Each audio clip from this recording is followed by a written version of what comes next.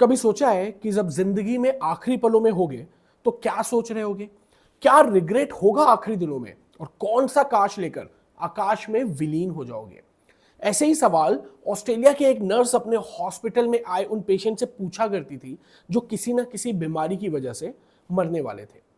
इस नर्स ने अपनी किताब में बताया है कि मोस्टली लोगों को इसी बात का पछतावा था कि वो जिंदगी को अपने तरीके से नहीं जी पाए।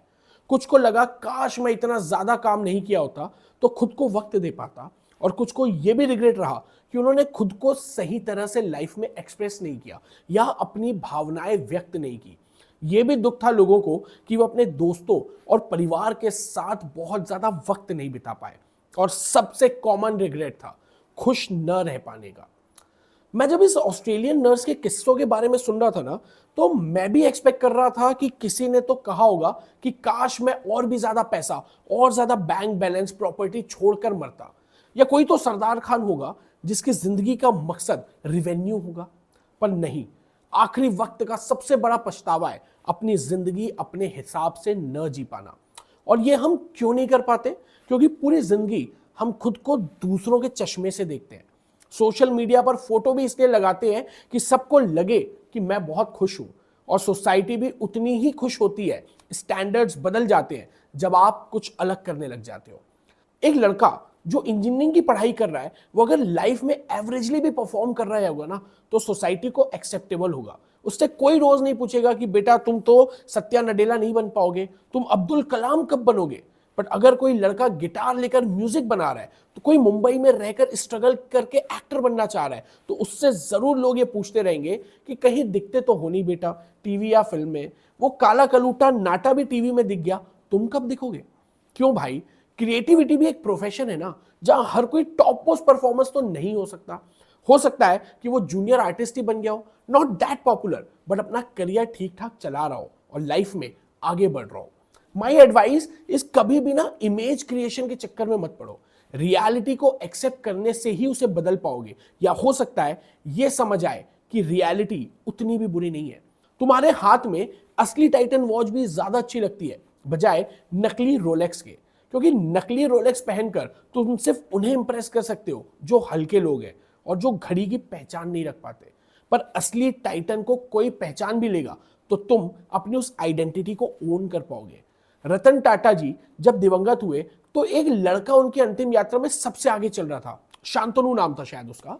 वो किसी बड़े बिजनेस फैमिली का मेंबर तो नहीं था, वो रतन जी के साथ पिछले कई साल से था। सोचो, अगर वो भी किसी झूठी इमेज के चक्कर में पड़ा होता तो क्या रतन टाटा जैसी शख्सियत के करीब आ पाता? झूठी इमेज झूठे लोगों को ही इंप्रेस कर सकती है। ट्रस्ट मी, झूठी इमेज का बर्डन ही तुम्हें एंडलेस ईएमआई से लूप में घुमाता है, और तुम जिंदगी को चॉइसेस नहीं कॉम्प्रोमाइज से जीते हो। अगर मिडिल क्लास फैमिली में पैदा हुए हो तो ऑलरेडी इतना बर्डन है, इसमें फेक इमेज का बर्डन तो यार कतई मत लो।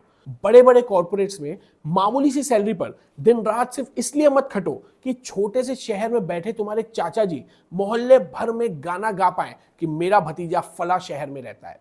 पैसे कमाना, दूसरों की नजर में ऊंचा दिखने के लिए इमेज क्रिएट करना, ये सब तुम्हें एक एंडलेस ट्रॉमा की तरफ ढकेल रहा है। और शायद जब पता चलेगा कि तुम आखिरी पल गिन रहे हो, तो फिर सवाल उठता है कि जब पैसा खुशी नहीं देता, जब इमेज खुशी नहीं देती, तो इंसान कर्म करे क्यों? क्यों काम करूं मैंने? जिज्ञासा शांत करने के लिए। जितना वक्त सोशल मीडिया पर फोटो पोस्ट करने और स्क्रॉल करने में लगाते हो, उतना ही वक्त अगर इस बात पे भी लगाओ, थोड़ा ठहर कर रुक कर सोचो कि क्या जिज्ञासा है तुम्हारे अंदर। आप सबने गौतम बुद्ध के विषय में सुना होगा कि जब वो पैदा हुए थे तो उनके पिता शुद्धोधन को किसी ने बताया कि महाराज, आपका बेटा चक्रवर्ती तो होगा, पर चक्रवर्ती सम्राट या ज्ञानी ये तो भविष्य ही बताएगा। सिद्धार्थ में जिज्ञासा थी सत्य खोजने की, तो उसे चक्रवर्ती सम्राट न बनकर अपने ज्ञान से दुनिया जीती और बुद्ध कहलाया। जरूरी नहीं कि तुम्हारी जिज्ञासा भी बुद्ध के स्तर की हो, पर कोई तो जिज्ञासा होगी। सोचकर देखो, ऐसा क्या है जिसमें तुम सबसे बेहतर बनना चाहते हो? फिर आगे उसका जवाब भले ही ये आए कि तुम फोटो ही खींचना चाहते हो, और खींचो, क्योंकि अब तुम ये काम अवेयर होकर करोगे, सिर्फ डोपामिन के लिए नहीं। अगर वो नहीं जो दूसरे आप में देखते हैं, सही इमेज वो है जो आप खुद की नजर में देखते हो। अपने जीवन की चाबी अपने हाथ में रखो, तभी तो बना पाओगे अपनी रेस्ट ऑफ लाइफ को बेस्ट ऑफ लाइफ।